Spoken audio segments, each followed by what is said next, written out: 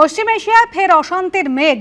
ইরানের ৯টির বেশি শহরে বিমান হামলা আমেরিকার হামলায় ইরানের ১৪ জন সেনার মৃত্যু।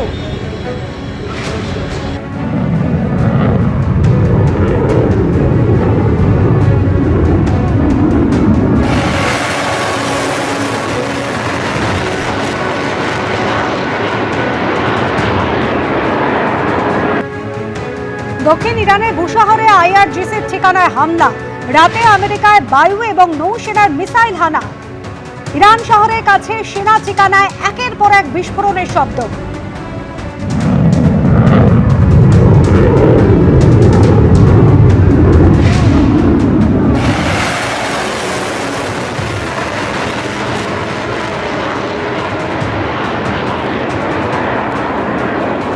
তারা মনে করছে হরমুজ প্রণালীতে তাদের একটা আধিপত্য থাকা দরকার, এবং সেই কারণে আমরা দেখলাম হঠাৎই তারা আক্রমণ করে বসলো, বেশ কয়েকটা জাহাজে তারা আক্রমণ করে বসলো, এবং তাইতে খেপে উঠলেন আমাদের ট্রাম্প। মানে তারা তো সহজেই খেপে ওঠেন, সঙ্গে সঙ্গে ঠিক করলেন যুদ্ধ করতে হবে। যে এলাকায় যুদ্ধ হচ্ছে সেই এলাকাতে হরমুজ প্রণালী, সেখানে বিশ্বের প্রায় 20% তেল যায়।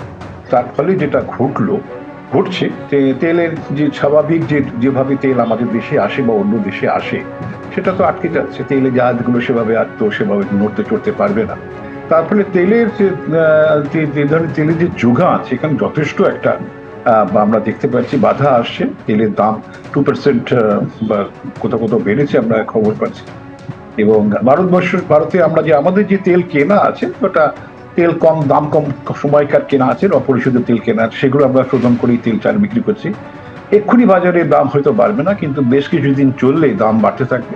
শেয়ার বাজারে কিন্তু 10 নেমেছে, প্রায় 5%। মানে হরমুজ প্রণালী আটকে যাওয়াই মানে আমাদের একটা চিন্তা ভাবনার জায়গা তৈরি হয়েছে, অর্থনীতি আটকে যাবে, এটা আমরা বুঝতে পারছি, কিন্তু ট্রাম্প বুঝতে পারছেন না এই আবার যুদ্ধ করে তার কি লাভ। তিনি তো সেকেন্ড টার্ম দাঁড়াতে পারবেন না। কিছুদিনের মধ্যেই আমেরিকা নভেম্বরে মিড টার্ম ইলেকশন আছে। চাবাহার থেকে বুশাহার আমেরিকার মিসাইলে চলছে ইরানের একাধিক শহর। ব্যাপক ক্ষয়ক্ষতি, প্রাণনাশের আশঙ্কা। সমুদ্রে টহল দিচ্ছে 20টি আমেরিকান রণতরী। পাল্টা মিসাইল ছুড়ে জবাব দিচ্ছে ইরান।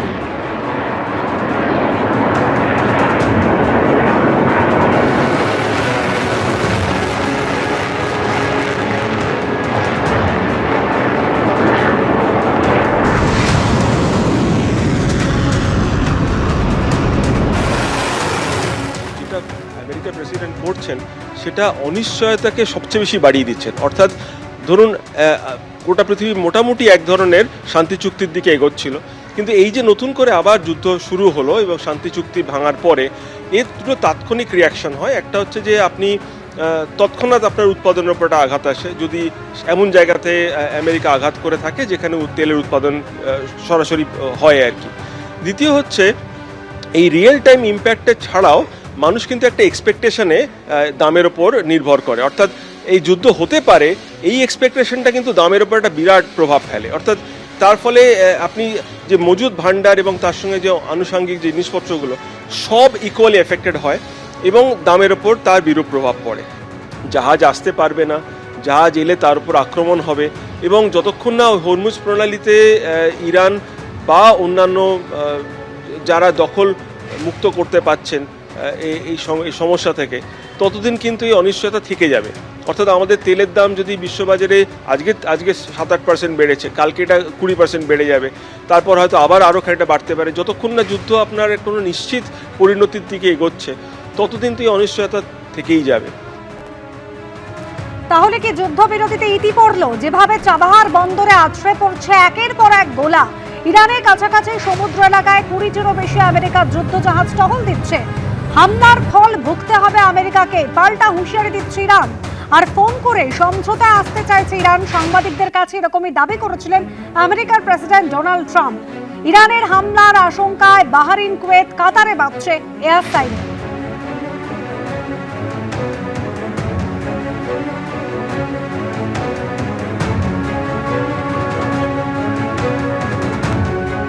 সারা পৃথিবী, বিশেষ করে আমাদের মতো দেশ যারা এই যুদ্ধের সাথে পাশে নেই, তারা ফেঁসে গেছে।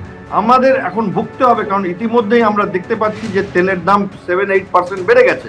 আজকে হয়তো আরো বেড়ে যাবে। গতকাল বেশ কিছু মার্কেট পড়েছে এবং এর কারণ দেখতে হলে ইরানের গোয়ার্তুমি বলা যায় এবং ইরানের নিউক্লিয়ার পাওয়ার নিয়ে গোয়ার্তুমি, হিজবুল্লাহকে এবং সিরিয়াকে ইসরায়েলের সাথে যুদ্ধ না করতে দেওয়া নিয়ে গোয়ার্তুমি, ইসরায়েলের গোয়ার্তুমি এবং আমেরিকারও কিছুটা গোয়ার্তুমি। এই মুহূর্তে ভারত মানে অ্যাকচুয়ালি ভারত সেলফ ডিফেন্সে আছে, কারণ ভারতের মুদ্রাস্ফীতি হয়ে যাবে, ভারতের তেলের দাম বেড়ে যাবে এবং ডোনাল্ড ট্রাম্পের সাথে এই মুহূর্তে ভারতবর্ষের যা সম্পর্ক, সেখানে মনে হয় না তিনি পাকিস্তানের ঘাট থেকে নেমে বা পাকিস্তানকে কোলে বসিয়ে রেখেছেন, সেখানে ভারতকে উনি নেবেন এবং ভারতও এর মধ্যে জড়াতে চাইবে, আমার মনে হয় না।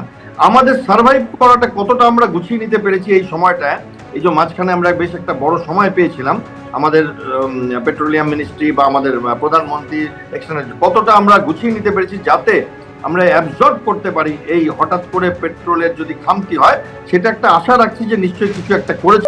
এবিপি আনন্দ, এগিয়ে থাকে, এগিয়ে রাখে।